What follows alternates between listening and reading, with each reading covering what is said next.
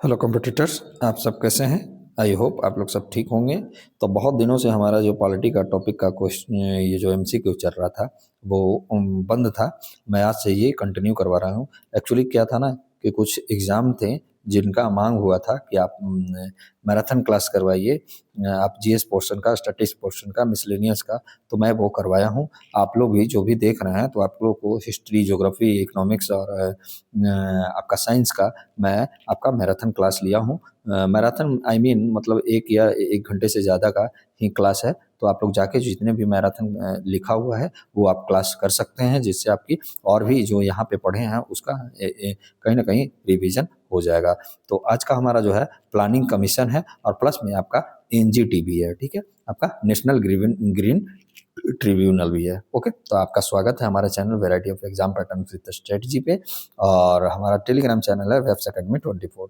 तो एक हमारा आपका मुहिम है 1K का सब्सक्राइबर का। तो प्लीज़ आप लोग सब्सक्राइब कीजिए और शेयर जरूर कीजिएगा, लाइक जरूर कीजिएगा एवं कमेंट भी कीजिए कि आपको और क्या चाहिए।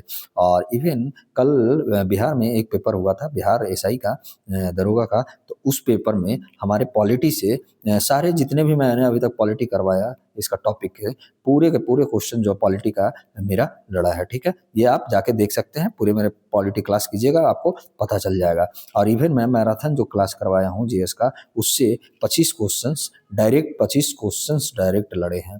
और इससे लगभग 10 या 15 क्वेश्चंस ऐसे आए हैं और टोटल मिला के मेरा 40 क्वेश्चंस जो है ना डायरेक्ट बिहार दरोगा का लड़ा है। तो आप देख लीजिए कितने बेनिफिट है ये आपके लिए, ठीक है? और मैं ज़्यादा दिन से ये अभी मैं क्लास भी नहीं करवा रहा हूँ। मैं 2 ही 3 आपका मैराथन क्लास ले पाया था और अभी देखिए 21 तारीख को फिर से पेपर है। तो मैं 1 या 2 उसके लिए भी मैराथन क्लास लाऊंगा। तो प्लीज़ आप लोग जो भी हैं स्टूडेंट, प्लीज़ आप लोग आप ध्यान दीजिए। ऐसा नहीं है कि सिर्फ इसी में है, आपका दरोगा का ही हुआ, आपका जैसे जेपीएससी आपका 14वीं देनी है तो उसमें भी पॉलिटी का सेगमेंट मैं देखा हूँ, सिलेबस में बहुत बड़ा है। आपका हिस्ट्री का सेगमेंट में देखा हूँ, वो भी बहुत बड़ा है। तो आप वहाँ से जाके जानकारी ले सकते हैं और ये पॉलिटी का क्लास आप लोगों के लिए बेहद बेनिफिट है। चाहे वो यूपीएससी का ही हो या पीसीएस का हो या कोई भी एग्जाम हो, उसके लिए बेहद है। तो आप जितने में मैं एमसीक्यू करवाता हूँ ना, ऐसा मत समझिएगा कि सिर्फ आपका अपर लेवल का ही है, एग्जामों का है। सब एग्जामों में ये आपको काम देगा। आप 1 से आपका 4th ग्रेड तक का ये काम देगा। तो ये भी आप याद रखिएगा। और बहुत जल्द ही हम लोग नया प्लान कर रहे हैं, बहुत जल्दी आप लोग के सामने हम लोग पेश होने वाले हैं। और मैम भी आप लोग के जेपीएससी ऑफिशियल करवा रहे हैं, वहाँ भी आप लोग जो भी हैं बिहार के भी बच्चे हैं वो भी जाके आप देख सकते हैं। और एमसीक्यू करने में आपका कहीं ना कहीं बेनिफिट होगा, कहीं ना साइंस से हो गया उनका, आपका हिस्ट्री से हो गया। तो ये करवा रहे हैं तो कहीं ना कहीं आपको सभी जगह जो एमसीक्यू है ना वो करना चाहिए। और हमारे साथ आप जुड़े रहिए। आपको कहीं भी कोई भी कहीं ज़रूरत नहीं है जाने का। आप मेरे साथ एक बार जुड़िए, आप मेरे साथ टाइम दीजिए। कोई भी किसी चीज़ में आप जब तक टाइम नहीं दीजिएगा तब तक आपको आपको समझ नहीं आएगा। आप ऐसे सोचिएगा कि हर कोई आता है और ऐसे पढ़ा के चला जाता है। ठीक है, मेरा सब्सक्राइबर अभी कम है, बहुत सारे सब्सक्राइबर नहीं हो पाए हैं, लेकिन एक्चुअली हम लोग के पास इंफ्रास्ट्रक्चर भी नहीं है।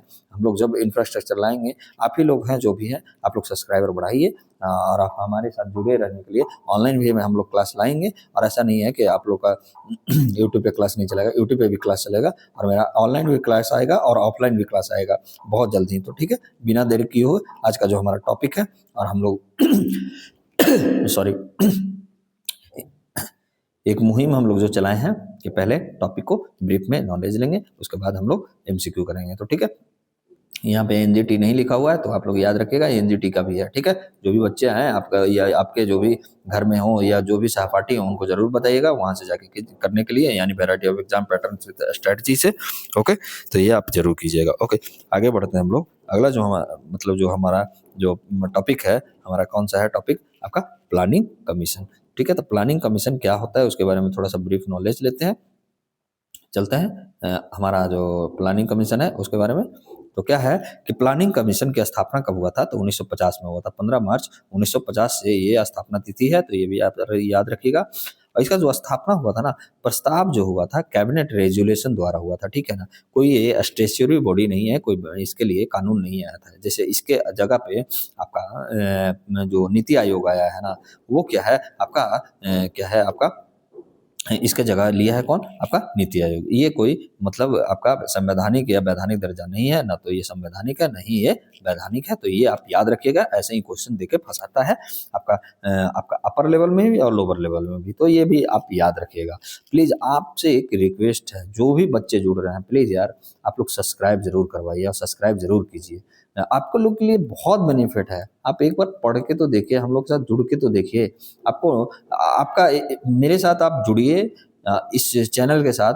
आपको इन फ्यूचर मतलब एक बात बता रहा हूँ आपको कि मतलब ज़्यादा नहीं, आप अगर कोई एग्ज़ाम है उसमें देखिएगा, ठीक है? अभी आपका जेपीएससी का ही एग्ज़ाम आने वाला है ना, वो आप कीजिए, ठीक है? अगर क्वेश्चंस नहीं लड़े तो आप नहीं पढ़िएगा, ठीक है? मैं इतना आपका दावा करता हूँ। अब जो भी मैं पॉलिटी करवाया हूँ उससे आपका क्वेश्चंस लड़ेगा ही लड़ेगा, ये भी याद रखिए। जो भी मैं एमसीक्यू करवा रहा हूँ उससे लड़ेगा ही लड़ेगा। आप लोग को और भी अगर थ्योरी का बैच चाहिए तो आप लोग कमेंट कीजिएगा, तभी तो मैं लाऊँगा। आप जब कमेंट ही नहीं करते, आप अपनी माँग को ही नहीं रखते, तो मैं कैसे लाऊँगा? ये भी याद रखिए, ठीक है? तो आगे बढ़ते हैं बिना कुछ देरी किए हुए। आज का क्लास का उद्देश्य इसका क्या था प्लानिंग कमीशन का, तो ये भी आप याद रखिए। क्या था कि देश के संसाधनों का आकलन करना था, राष्ट्रीय विकास की प्राथमिकताएं तय करना था, पंचवर्षीय योजना बनाना, आर्थिक विकास में संतुलन एवं संतुलन व समानता सुनिश्चित करना। ओके, आगे बढ़ते हैं। संरचना इसकी कैसी है, तो कंपोजिशन देखते हैं। अध्यक्ष होता था, जो कौन होते थे। अभी ये प्लानिंग कमीशन नहीं है, लेकिन तब भी हम लोग को पढ़ना जरूरी है, पूछता है क्वेश्चन। ओके, इसके जगह पर नीति आयोग है। मैं नीति आयोग पहले ही करवा चुका हूं, तो ये भी आप याद रखिएगा, नीति आयोग मैं करवा चुका हूँ। अध्यक्ष जो है आपका प्रधानमंत्री होता है, ठीक है? इसका उपाध्यक्ष वाइस जो चेयरमैन कैबिनेट रैंक के कोई भी वास्तविक कार्यकारी प्रमुख होते हैं। पूर्णकालिक जो सदस्य होते हैं, जो इसका कौन होते थे? पदेन सदस्य जो होते थे, केंद्रीय मंत्री, जो वित्त मंत्री हो गए, रक्षा मंत्री हो गए, गृह मंत्री, सब क्या होते थे? पदेन सदस्य होते थे। ओके, जैसे आपका उपराष्ट्रपति जो पदेन सदस्य होते हैं ना, राज्यसभा के सभापति, तो ऐसे ही, ठीक है? आप एक और जो भी पढ़ रहे हैं बच्चे प्लीज बताइएगा, आपका जो उपराष्ट्रपति पदेन सदस्य आपका सभापति होते हैं राज्यसभा का, किस आर्टिकल से होते हैं? मैं ये करवा चुका हूँ उपराष्ट्रपति। ओके, तो जो भी पढ़ रहे हैं वो जरूर हमारे कमेंट बॉक्स में दीजिएगा। कमेंट बॉक्स में किया कीजिए, आप लोग से जो पूछा जाए जरूर आप लोग बताया कीजिए, ठीक है? फंक्शन क्या है इसका? पंचवर्षीय योजना का निर्माण करना, ठीक है? निगरानी एवं मूल्यांकन करना, राज्यों को योजना अनुदान की सिफारिश करना, केंद्र एवं राज्यों के बीच आपका संसाधन आवंटन करवाना, आर्थिक विकास से जुड़ी नीतिगत सुझाव देना, इनका क्या था? आपका कार्य है, ठीक है? पंचवर्षीय योजनाएं, ठीक है? कुल कितनी है आपका? देखिए, कुल है योजना जो आया था 12 आया था। 1951 से जो स्टार्ट हुआ था आपका 2017 तक ये हुआ था। 2017 में ही आपका पता होना चाहिए, आपका नीति आयोग आपका क्या था? आपका आपका 2015 समाप्ति कर दिया गया था 2017 से, ठीक है? अंतिम योजना जो आया था 12वीं योजना, जो 2012 से 17 में ही था, ठीक है? इसी के जगह पर क्या आया था ना, आपका नीति आयोग का गठन हुआ था। तो ये आप याद रखिएगा। अगला जो हमारा जो अब क्या है, यहाँ से देखिए, जो भी नया लर्नर है वो याद रखिएगा, कंपटीटर्स हैं वो याद रखिएगा। पहले हम लोग ब्रीफ में इतना नॉलेज ले लिए, अब इसी का क्या है? एमसीक्यू करेंगे, ठीक है? टॉपिक में, और वो भी आपका एनालाइज करके, ठीक है? विश्लेषण करके। पहला जो क्वेश्चन है कि योजना या आयोग जो है के संबंध में निम्नलिखित कथनों पर विचार कीजिए। पहला जो है ये कथन क्या कर रहा है कि योजना आयोग की स्थापना संविधान के अनुच्छेद 280 के अंतर्गत की गई थी। क्या था? यहाँ पे हमारा गलत है, क्योंकि ये वैधानिक न तो संवैधानिक है, ठीक है? योजना आयोग के अध्यक्ष भारत के प्रधानमंत्री होते हैं, तो सेकंड हमारा सही है, ठीक है? योजना आयोग राज्यों के योजना अनुदान की सिफारिश करता है, तो ये भी हमारा सही है, ठीक है? तो यहाँ क्या हो जाएगा हमारा? केवल आपका 2 और आपका 3 हो जाएगा। तो आंसर हमारा क्या हो जाएगा? ऑप्शन नंबर बी हो जाएगा, क्योंकि ये 2080 आर्टिकल 280 है ना, जो आपको सॉरी, आज मेरा पेन पता नहीं क्यों नहीं चल रहा है यार, आपका ये जो है फाइनेंस कमीशन का गठन करता है, ठीक है? वित्त आयोग का गठन करता है। ओके, तो ये आप याद रखिएगा। और वित्त आयोग जो है आपके पढ़ा दिया गया है, और जो भी नहीं पढ़े हैं और जो पढ़े हैं तो प्लीज आप लोग जो पढ़िएगा ना, अभी जो नहीं भी पढ़े हैं पढ़े भी हैं, अब पढ़ के, जो नहीं पढ़े हैं वो पढ़ के हमें ये बताइएगा थोड़ा सा उसका ब्रीफ में। आप हमारे इसी में आप कमेंट जरूर कीजिएगा फाइनेंस कमीशन के बारे में, ठीक है? तो आपको आज का 2 काम मिला है। नीति आयोग के बारे में बताइएगा थोड़ा सा ब्रीफ में, और सीबीआई बोल रहा हूँ मैं, आपका फाइनेंस कमीशन के बारे में बताइएगा। और हमारा जो उपराष्ट्रपति जो होते हैं ना, वो राज्यसभा का पदेन अध्यक्ष जो होते हैं, सभापति होते हैं, वो किस आर्टिकल से होते हैं, तो ये आप जरूर बताइएगा।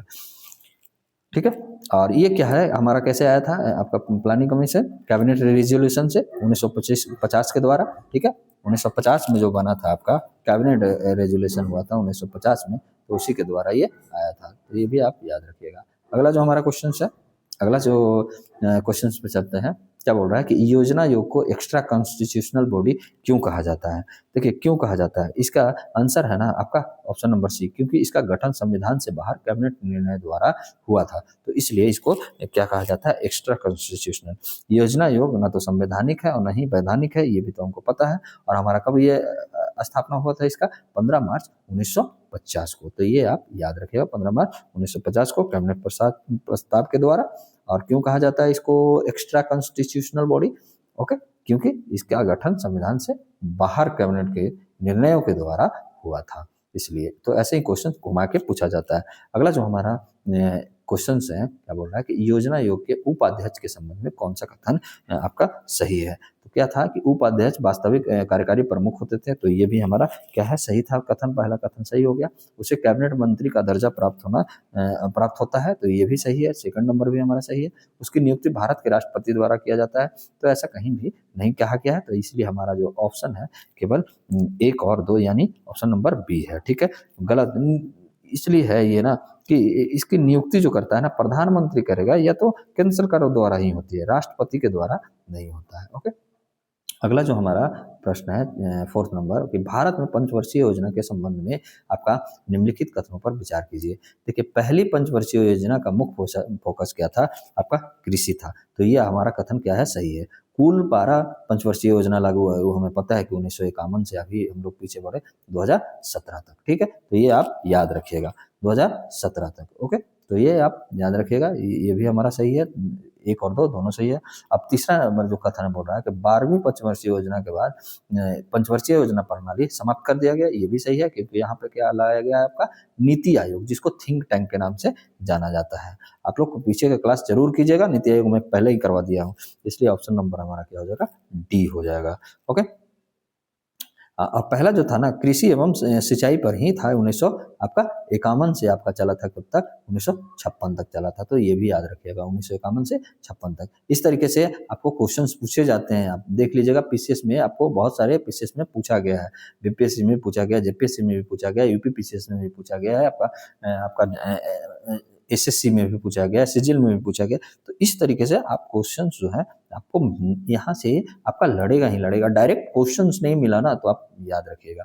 और यूपीएससी के लिए है ना डायरेक्ट आपका क्वेश्चंस मिलेगा नहीं, लेकिन ये क्या होता है, यूपीएससी में क्या होता है, आपके लिए जो है ना जो बेसिक है, आपकी जो समझ है, वो आपको कहीं ना कहीं विकसित करेगा, तो इसके लिए वो है। ठीक है, अगला जो है कि योजना आयोग की आलोचना का प्रमुख कारण निम्न में से कौन सा है, तो यहाँ पे कौन सा है कि ये जो ऑप्शन नंबर सी है कि ये क्या करता है, टॉप डाउन अप्रोच अपनाता था। ठीक है, टॉप से नीचे आता था। योजना आयोग पर आरोप था, मतलब क्या कि केंद्र प्रधान जो है ना सेंट्रलाइज है, और टॉप से मतलब ऊपर से नीचे आता था, और इसी कमी को दूर करने के लिए क्या किया गया था, आपका किया गया है, आपका नीति आयोग आया है, तो इसलिए हमारा ऑप्शन नंबर सी हो जाएगा, तो ये आप याद रखिएगा। अगला जो हमारा प्रश्न होगा, अगले प्रश्न पे चलते हैं। हमारा 6 नंबर प्रश्न जो है क्या बोल रहा है आपका कि निम्नलिखित में कौन सा कार्य योजना आयोग के द्वारा किया जाता था लेकिन नीति आयोग के द्वारा नहीं किया जाता है, तो ये आपका जो है ना राज्यों का योजना अनुदान का आवंटन जो है आपका योजना आयोग प्लानिंग कमीशन के द्वारा किया जाता था, लेकिन नीति आयोग अब ये नहीं करता है, क्योंकि नीति आयोग का काम है ना थिंक टैंक, यानी कोई वित्तीय आवंटन नहीं करना। ओके, ये नीति सिर्फ बनाता है, ठीक है, आवंटन नहीं करता है। लेकिन यह योजना आयोग जो क्या करता था, रिसोर्सों को भी एलोकेशन करवाता था, और प्लस में ये अनुदान करवाता था, यानी ग्रांट्स देता था। ठीक है, तो ये आप याद रखिएगा। अगला जो हमारा प्रश्न है आपका 7th नंबर जो क्या कह रहा है, 7वां नंबर प्रश्न हमारा क्या कह रहा है कि योजना आयोग के गठन का मुख्य उद्देश्य क्या था, तो इसका क्या उद्देश्य था, राष्ट्रीय विकास की प्राथमिकताओं का निर्धारण करना, जो हम लोग पीछे भी पढ़े हैं, क्योंकि योजना आयोग का मूल उद्देश्य ही था क्या कि राष्ट्रीय संसाधनों का आकलन करके और उसका विकास प्राथमिकता को तय करना था। ये जो होता था ना नीति निर्माण जो था आर्थिक नीतियों से जुड़ा हुआ था, तो ये भी आप याद रखिएगा। अगला जो हमारा प्रश्न है आपका 8 नंबर क्या कर रहा है कि निम्नलिखित में कौन सा कार्य योजना आयोग द्वारा किया जाता था? तो ये कौन सा कार्य योजना आपका किया जाता था? तो इसमें जो किया जाता था ना, देखिए पंचवर्षीय योजना का इसमें निर्माण किया जाता था, तो ये पहला हमारा सही है, तो पहला इसमें भी है, इसमें भी है, इसमें भी है। अगला जो हमारा पढ़ते हैं, योजनाओं के क्रियान्वयन की निगरानी करना, तो ये भी योजना का जो भी स्कीम निकाला जाता था उसका निगरानी किया। राज्यों को केंद्रीय करों का हिस्सा जो निर्धारित है, ये तो फाइनेंस कमीशन जो है ना ये करता है, तो आप फाइनेंस कमीशन में पढ़ सकते हैं। तो हमारा ऑप्शन नंबर जो होगा आपका आपका कौन सा हो जाएगा, एक और दो, यानी ऑप्शन नंबर बी हो जाएगा। वित्त आयोग जो है हमारा ये करता है आपका निर्धारण, आपका कितना, आर्टिकल नंबर 280 में वित्त आयोग है। तो आप लोग जरूर पढ़ के कमेंट बॉक्स में जरूर कमेंट कीजिएगा। आपसे आपका जो है ना, आपका इससे क्या होगा कि आपका जो सोचने का शैली जो है ना वो अलग तरीके से होगा, आप और भी डीप थिंकर बनिएगा, ठीक है। अगला जो है, योजना आयोग वित्त आयोग में मूलभूत अंतर क्या है? योजना आयोग और मूलभूत मतलब वित्त आयोग में क्या है अंतर? तो इसमें जो है ना क्या है कि योजना आयोग संसाधनों का आवंटन करता था, लेकिन वित्त आयोग जो करता है ना वो कर का वितरण करता है, तो यही अंतर है, यानी हमारा ऑप्शन जो हो जाएगा बी हो जाएगा। ओके, करों का जो संवैधानिक बंटवारा जो करता है फाइनेंस कमीशन करता है, तो ये आपको अंतर पता होना चाहिए, और एक बार वहां भी पढ़ लीजिएगा ना फाइनेंस कमीशन, तो और भी अच्छे से, अगर आप पढ़ते जो आ रहे होंगे उन्हें खुद पता चल रहा होगा कितना आसान क्वेश्चंस बन रहा है, लेकिन अगर पहले नहीं पढ़े होते तो आपको आसान नहीं लगता। योजना आयोग के किस विशेषता ने संघीय ढांचे को कमजोर किया है? योजना आयोग के किस विशेषता ने, तो ये हमें बताना है, तो ऑप्शन नंबर क्या हो जाएगा, ये सी हो जाएगा। केंद्र द्वारा शीर्ष आधारित निर्णय, ठीक है, केंद्र द्वारा शीर्ष आधारित निर्णय क्या होता था ना कि ये टॉप पर जो भी रहता था, ये टॉप से नीचे आता था ना, टॉप टू डाउन अप्रोच, राज्यों पर केंद्र का अधिक नियंत्रण रहता था, इसीलिए इसको क्या कहा जाता था, कोऑपरेटिव फेडरलिज्म। इससे क्या हुआ, प्रभावित होने, सहकारी संघवाद जो होता है ना इससे क्या है प्रभावित कहीं ना कहीं हुआ था, ठीक है, प्लानिंग कमीशन से। अगला प्रश्न है कि निम्नलिखित में कौन सा कथन सही नहीं है? तो हमारा कौन सा कथन सही नहीं है, आपका योजना आयोग का ये लोग संविधान में है, तो ये हमारा सही नहीं है। बाकी क्या है, योजना आयोग के अध्यक्ष प्रधानमंत्री होते हैं, योजना आयोग पंचवर्षीय योजना से जुड़े होते हैं, योजना आयोग 2015 में समाप्त कर दिया गया था, क्योंकि आपका 2015 में क्या है नीति आयोग इसकी जगह पर स्थापना हुआ था आपका 1 जनवरी 2015, ठीक है, तो ये भी आप याद रखिएगा। और बोला जाएगा कि लास्ट जो था आपका ये कब से था, ये आपका 2012 से आपका 17 तक चला था, यानी टोटल कितने चले हैं, 12 पंचवर्षीय योजना चले हैं, यानी 1951 से कहा जाता है कि आपका 2017 तक, तो ये भी आप याद रखिएगा। अगला जो हमारा प्रश्न है 12 नंबर कि भारत में पंचवर्षीय योजना प्रणाली किस देश के मॉडल से प्रेरित है? तो ये हमारा कौन सा मॉडल है, आपका यूएसएसआर से मॉडल से प्रेरित है। ओके, तो ये भी आप याद रखिएगा। भारतीय नियोजन प्रणाली सोवियत संघ के केंद्रीय नियोजन मॉडल से प्रेरित है, और जवाहरलाल नेहरू जी थे ना, जवाहरलाल नेहरू जी ये क्या थे आपका इनके समर्थक थे, इसलिए ये किया गया था, ठीक है। अगला जो हमारा क्वेश्चन है आपका कि योजना आयोग को समाप्त करने का मुख्य कारण क्या था? तो ये हमारा ऑप्शन नंबर सी है, राज्यों की सीमित भागीदारी।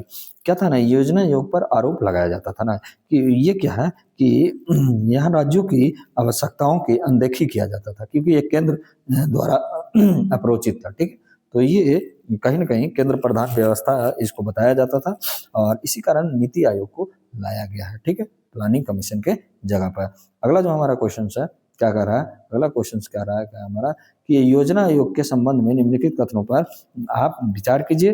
पहला क्या है आपका कथन कि ये क्या है आपका क्या कर रहा है कि फर्स्ट में जो है हमारा आपका ऑप्शन जो है क्या कर रहा है,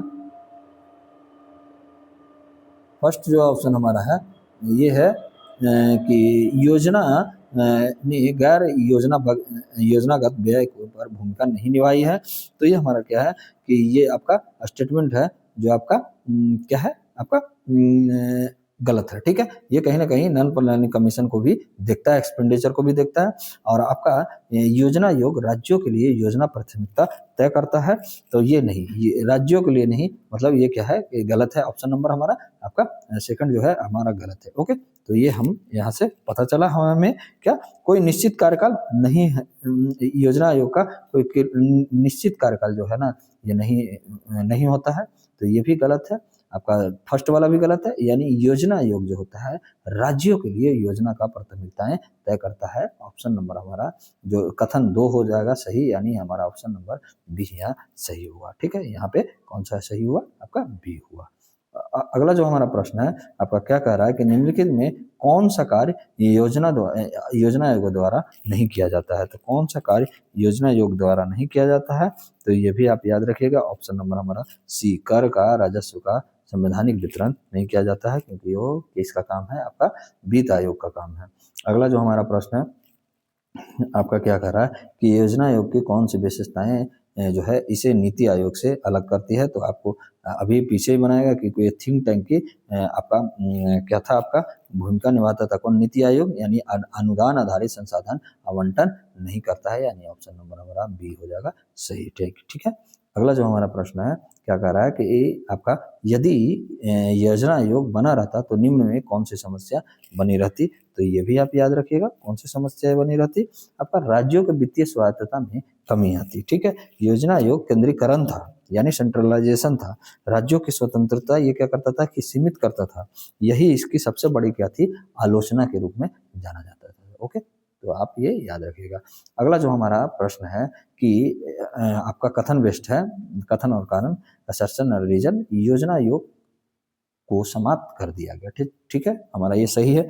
क्यों किया गया, कारण योजना आयोग सहकारी संघवाद को मजबूत करता था। तो ये हमारा कहीं ना कहीं ये गलत है। ठीक है, आपका योजना आयोग जो है सहकारी संघवाद को क्या कर रहा था, आपका कहीं ना कहीं आपका ये कोऑपरेटिव फेडरलिज्म को ये कहीं ना कहीं इसका में क्या कर रहा था, ये गलत कर रहा था, यानी कमजोर कर रहा था। तो इसलिए ऑप्शन नंबर जो हमारा हो जाएगा सी हो जाएगा। ये तो सही है लेकिन आर गलत है, क्योंकि ये सहकारी संघवाद को कमजोर कर रहा था, इसलिए। ओके, अगला जो हमारा प्रश्न है कि ये टॉप डाउन अप्रोच प्लानिंग जो शब्द का प्रयोग योजना आयोग के संदर्भ में क्यों किया जाता है, क्यों किया जाता है, तो ये आप बताइए। क्योंकि केंद्र योजनाएं जो होते हैं ना, केंद्र द्वारा ही क्या किया जाता था, निर्धारित किया जाता था, इसलिए बॉटम अप नहीं होता था, यहाँ टॉप डाउन होता था। केंद्र योजना आयोग, ठीक है, फिर राज्य के पास, तो ऐसे ये योजना शामिल होता था।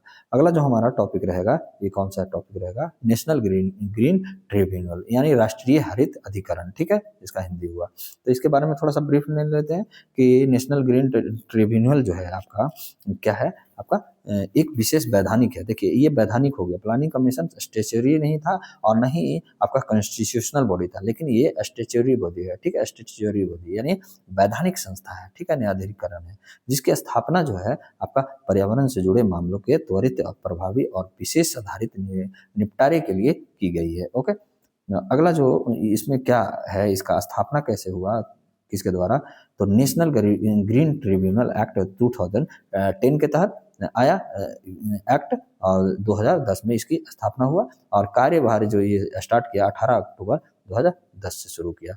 इसकी नेचर कैसे है, तो ये क्या है, स्टेचुअरी बॉडी है, यानी वैधानिक निकाय है। इसका आप हेडक्वार्टर याद रखिएगा, कहाँ है नेशनल ग्रीन ट्रिब्यूनल का हेडक्वार्टर, नई दिल्ली में है। तो ये आप याद रखिएगा, मुद्दे में ये बने रहता है। कुछ ही दिन पहले द हिंदू में भी ये बना हुआ था। ठीक है, एनजीटी क्यों बनाया गया, इसका पीछे कारण क्या था कि पर्यावरण मामले में देरी हो रही थी। ठीक है, समानता अदालतों में तकनीकी विशेषज्ञताओं का क्या था, अभाव था।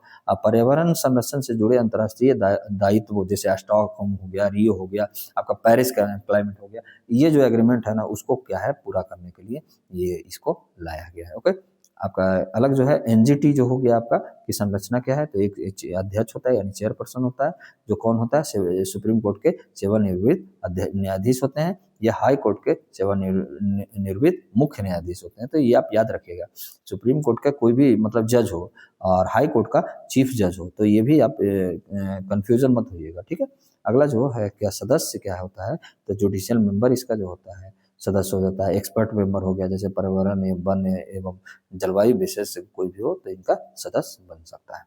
हमारा जो MCQ यहाँ से इसका स्टार्ट हुआ कि नेशनल ग्रीन ट्रिब्यूनल यानी राष्ट्रीय हरित अधिकरण के संबंध में निम्नलिखित कथनों पर आप विचार कीजिए, इसमें कौन सा कथन सही है। तो देखिए NGT की स्थापना पर्यावरण संरक्षण अधिनियम 1986 के तहत हुआ, ये गलत है हमारा इसका, क्योंकि नेशनल ग्रीन ट्रिब्यूनल 2010 में जो एक्ट आया था उसके तहत हुआ था, तो ये हमारा गलत हो गया। तो पहला ही जब गलत हो गया ऑप्शन तो हमारा इसलिए ऑप्शन नंबर आपका बी हो जाएगा, 2 और 3 सही। इसका देखते हैं कैसे क्यों हुआ। NGT का मुख्य उद्देश्य पर्यावरण से जुड़े मामलों में त्वरित निपटारा करना है और NGT सिविल न्यायालय के समान शक्तियां प्राप्त करता है, तो ये भी याद रखिएगा। NGT को सिविल कोर्ट जैसी ही शक्तियां प्राप्त है, क्योंकि ये क्या कर सकता है, किसी का सम्मान कर सकता है या साक्ष्य ये आदि मांग सकता है, ठीक है, तो ये आप याद रखिएगा। अगला जो हमारा प्रश्न है कि NGT की स्थापना का प्रमुख कारण क्या था, कि पर्यावरण मामलों का विशेषज्ञ आपका न्याय दिलवाना, ठीक है। पर्यावरणीय मामलों में क्या था कि तकनीकी, ठीक है, टेक्नोलॉजी हो गया आपका और प्लस कानूनी विशेषज्ञताओं की आवश्यकता होती है, ठीक है, तो इसलिए क्या है कि इसको बनाया गया है। इसीलिए क्या क्या है NGT में जुडिशियल जो है, आप पीछे भी देखें, जुडिशियल प्लस एक्सपर्ट जो मेंबर दोनों इसमें शामिल होते हैं। अगला जो हमारा प्रश्न है क्या कर रहा है कि NGT के अधिकार क्षेत्र जो है जुरिस्डिक्शन है वो निम्नलिखित कौन सा कानून आता है। तो ये हमारा जो कानून आता है ना, ये आपका आता है आपका 1, 2, 4, ठीक है। ये जो वन संरक्षण अधिनियम है ये नहीं आता है, ठीक है, तो यानी हमारा ऑप्शन जो हो जाएगा बी नंबर, यानी पर्यावरण संरक्षण अधिनियम भी आता है। देखिए NGT के जो तहत है ना 6 प्रमुख पर्यावरणीय कानून आते हैं, ठीक है, जिसमें क्या है कि आपका सिर्फ वाइल्ड लाइफ प्रोटेक्शन एक्ट नहीं आता है, इसमें से जो तीनों आता है, देखिए पर्यावरण संरक्षण अधिनियम 1986 आता है, वन संरक्षण अधिनियम 1980 आता है। देखिए वन संरक्षण अधिनियम मैं बहुत अच्छे से करवा चुका हूँ, मेरा द हिंदू का क्लास देखिएगा उसमें मिलेगा। देखिए आप मेरे साथ अगर जुड़े रहिएगा ना तो आपको हर चीज़ के बारे में मेरा नॉलेज मैं आपको बताते जाऊंगा। मेरे साथ अगर जुड़े रहिएगा तो मेरे अकॉर्डिंग आप चलते रहिएगा, आपका एग्जाम ना निकले तो फिर मुझे बताना, ठीक है। अगला जो यहाँ पे क्या कर रहा है कि वन्य जीव संरक्षण अधिनियम ये नहीं है, ठीक है, जैव विविधता अधिनियम 2002 भी इससे कानून से अंतर्गत आते हैं, तो ऑप्शन नंबर हमारा क्या हो जाएगा, बी हो जाएगा। ओके, अगला जो हमारा प्रश्न क्या कर रहा है कि आपका 4th नंबर कि NGT के अध्यक्ष चेयर पर्सन जो होते हैं के संबंध में कौन सा कथन सही है, तो ये हमारा ऑप्शन नंबर सी हो जाएगा कि वह सुप्रीम कोर्ट के सेवानिवृत्त अध्यक्ष न्यायाधीश होते हैं या हाई कोर्ट के जो होंगे मुख्य न्यायाधीश हो सकते हैं। देखिए सेवानिवृत्त होते हैं, यहाँ पे जो ऑप्शन देके फंसाया गया है कि हाई कोर्ट का वर्तमान मुख्य न्यायाधीश नहीं, वर्तमान प्रेजेंट जो रहेगा वो नहीं, वो कम से कम रिटायर होना चाहिए, तब वो रिटायर्ड ही हो सकता है। और इसकी नियुक्ति जो करता है ना आपका केंद्र सरकार करता है, ठीक है, यानी सेंट्रल गवर्नमेंट करता है, तो ये भी आप याद रखिएगा, कौन करता है, सेंट्रल गवर्नमेंट। अगला जो हमारा प्रश्न है कि 5वां जो प्रश्न है कि NGT के आदेशों के विरुद्ध अपील कहाँ की जा सकती है, तो कहाँ की जा सकती है, सुप्रीम कोर्ट में, ठीक है। देखिए NGT से सीधे आप कहाँ जा सकते हैं, सुप्रीम कोर्ट में अपील कर सकते हैं। अपील की जो समय सीमा होगा ना आपका 90 डेज होगा, ठीक है, तो ये भी आप याद रखिएगा, कितना आपका 90 डेज समय सीमा इसमें बताया गया है। आपका अगला जो प्रश्न है कि NGT किस सिद्धांत पर निर्णय देता है, तो ये किस सिद्धांत पर देता है, आपका ऑप्शन नंबर हमारा हो जाएगा, ये आपका तीनों सिद्धांत पर देता है, ठीक है, विकास पे, सतत विकास पे, प्रदूषण भुगतान सिद्धांत पे, आपका एहतियात सिद्धांत पे, यानी प्रिकॉशनरी प्रिंसिपल पे, पॉल्यूटर पेज पे, सस्टेनेबल डेवलपमेंट पे ये क्या देता है, निर्णय देता है। ओके, तो ये आप याद रखिएगा। अगला जो हमारा क्वेश्चन है क्या कर रहा है क्वेश्चन कि NGT के संबंध में कौन सा कथन सही नहीं है, तो ये क्या है कि एक वैधानिक निकाय है, ये भी सही है। आपका ऑप्शन नंबर जो सी है ना कि अनुच्छेद 32 के अंतर्गत बना है, तो ये कहीं ना कहीं गलत है। NGT पर्यावरणीय क्षतिपूर्ति का आदेश दे सकता है, तो ये भी सही है, बी नंबर। और NGT विशेषज्ञ सदस्यों को शामिल करता है, तो ये भी हमारा कहीं ना कहीं सही है, तो ऑप्शन नंबर सी हमारा गलत हो गया यहाँ पे, ठीक है। देखिए आपका कथन और कारण पे आपका क्वेश्चन फिर से बना है, NGT पर्यावरण क्षति के लिए मुआवजा देने का आदेश देता है, तो क्या ये देता है, तो देता जरूर है। NGT को सिविल कोर्ट जैसी शक्तियां प्राप्त है, देखिए दोनों सही है, ठीक है, लेकिन इसका आर जो है ना व्याख्या नहीं कर रहा है, ठीक है, तो ये हमारा क्या ऑप्शन हो जाएगा, आपका बी हो जाएगा। क्षतिपूर्ति और पुनर्स्थापना का आदेश दे सकता है, लेकिन जो होता है मुआवजा देने की शक्ति एनजीटी एक्ट 2010 वाले जो एक्ट है उससे आती है, ना कि केवल सिविल कोड से। तो ये भी आप याद रखिएगा। अगर ये सिर्फ सिविल कोड से आता तभी इसका जो होता है कि इसका कारण व्याख्या करता है। यहाँ क्या है कि एनजीटी जो एक्ट बना है आपका, एनजीटी जो एक्ट बना है 2010 वाला, उससे इसको आपका मुआवजा देने का मतलब जो आदेश ये देता है। अगला जो हमारा क्वेश्चन है, देखिए मैं आपको पूरे आपको कंसेप्ट बेस्ड भी आपको मैं बताते जाता हूँ, ठीक है, एक्सप्लेनेशन बहुत अच्छे से करता हूँ, ठीक है। आप और भी एक्सप्लेनेशन बेटर चाहते हैं तो मुझे आप कमेंट करके जरूर बताइएगा, ठीक है। अपना फीडबैक जरूर दीजिएगा और शेयर जरूर कीजिएगा और सब्सक्राइब जरूर कीजिए प्लीज, और लाइक भी करते जाइएगा। एनजीटी को प्रकृति न्याय के सिद्धांत के अनुसार कार्य करना होता है। क्या ऐसा होता है? तो ये जरूर होता है। और सीपीसी के तहत यानी सिविल प्रक्रिया संहिता के तहत 1908 के संबंध होता है, ऐसा कहीं नहीं है। यानी ऑप्शन नंबर 2 मेरा सही गलत है। तो कथन दो, सॉरी, हाँ, स्टेटमेंट हमारा 2 गलत है, तो यानी 1 और 3 सही होगा। 1 और 3 कहाँ है? ऑप्शन नंबर ए में है, ठीक है। एनजीटी जो पर्यावरण पूर्ण स्थापन का आदेश दे सकता है, तो ये भी हमारा ये का सही है, ठीक है। भरपाई भी करवाता है, ठीक है। एनजीटी में जो एक्सपर्ट के संबंध में कौन सा कथन सही है? तो ये हमारा ऑप्शन जो होगा, पर्यावरण या वन से संबंधित वैज्ञानिक तकनीक विशेषज्ञ होना चाहिए। एक्सपर्ट मेंबर में मतलब जो जुड़ा रहना चाहिए। एनजीटी को सामान्य न्यायालय से ही अलग ये बनाता है, तो ये भी आप याद रखिएगा। अगला जो हमारा है प्रश्न कह रहा है कि आपका एनजीटी में याचिका दायर करने की अधिकतम सीमा, अभी मैं बताया था आपको 90 दिन का, ठीक है। आपका कितना का होता है? आपका सॉरी 6 महीना का, ठीक है। ये आपका 6 महीना का होता है, ठीक है। तो इसलिए हमारा ऑप्शन जो होता है ना आपका 6 महीना होता है, तो ये आप याद रखिएगा। देखिए पर्यावरण क्षति से संबंधित मामलों में आपका ये काम करता है, और कारण उत्पन्न होने के 6 महीने के भीतर ऐसा आपको अधिकतम समय सीमा आप दायर कर सकते हैं, आप याचिका दायर कर सकते हैं। 12 नंबर जो हमारा क्वेश्चन पूछ रहा है कि एनजीटी और उच्च न्यायालयों के संबंध में कौन सा कथन सही है? तो कौन सा कथन सही है आपका? तो ये आप बताइएगा। ऑप्शन नंबर जो हमारा है सी हमारा सही है। एनजीटी का आदेश सीधे सुप्रीम कोर्ट में अपीलीय है, जो 90 दिन के बाद आप 90 दिन तक कर सकते हैं, तो ये भी आप याद रखिएगा। उसमें एनजीटी में आपको 6 महीना और आप 90 दिन में आप क्या कर सकते हैं? न्यायालय में आप कर सकते हैं। हाई कोर्ट के अधीन नहीं है, ये भी याद रखिएगा। लेकिन हाई कोर्ट जो है ना आपका आर्टिकल 226 जो अधिकार बना रहता है, ये आप याद रखिए। जब मेन से आप लिखिएगा ना क्वेश्चन, तो उसमें आप डाल सकते हैं ऐसे क्वेश्चन, मतलब क्या उसको बोलते हैं आप मेंस में, मतलब आप फैक्चुअल पॉइंट, ठीक है। अब असर्शन और रीजन का है। एनजीटी को एक विशेष पर्यावरण न्यायालय कहा जाता है, ठीक है।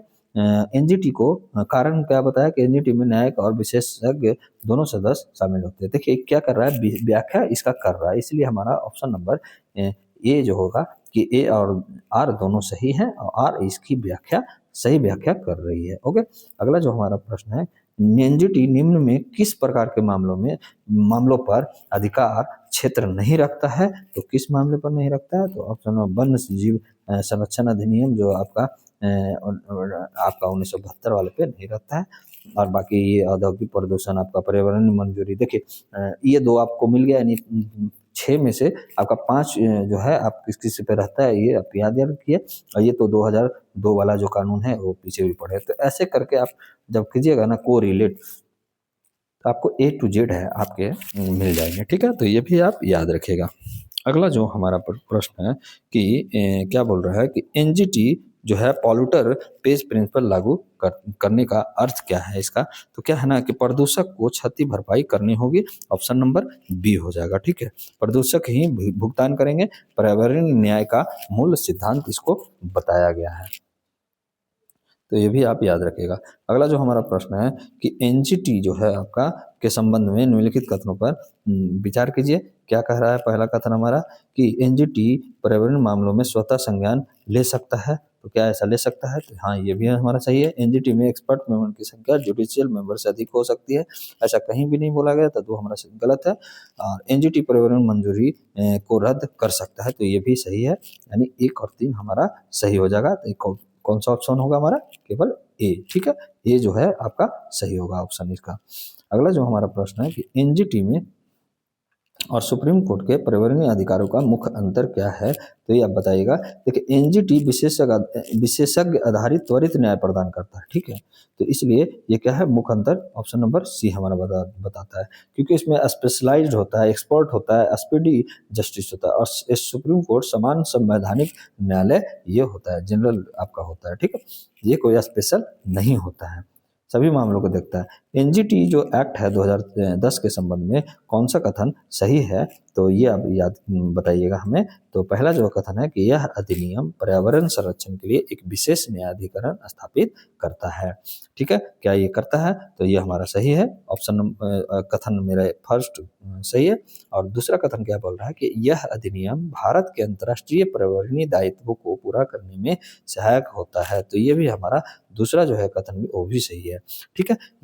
थर्ड जो हमारा क्या कह रहा है कि आपका कथन कि यह अधिनियम मौलिक अधिकारों को के अधिकारों के प्रवर्तन के लिए बनाया गया, तो ऐसा नहीं है, तो हमारा जो ऑप्शन नंबर हो जाएगा आपका बी हो जाएगा। देखिए मौलिक अधिकारों का प्रवर्तन सुप्रीम कोर्ट और हाई कोर्ट का कार्य होता है, क्योंकि सुप्रीम कोर्ट आर्टिकल 32 से और आपका हाई कोर्ट आपका 226 से, तो ये आप याद रखिएगा। अगला जो हमारा प्रश्न है कि निम्नलिखित में कौन सा सिद्धांत एनजीटी द्वारा अनिवार्य रूप से अपनाया जाता है, तो ये कौन सा होता है, प्रिकॉशनरी प्रिंसिपल जो होता है ना, ये होता है एनजीटी के आपका एनजीटी का जो होता है ना आपका 3 मूल सिद्धांत है।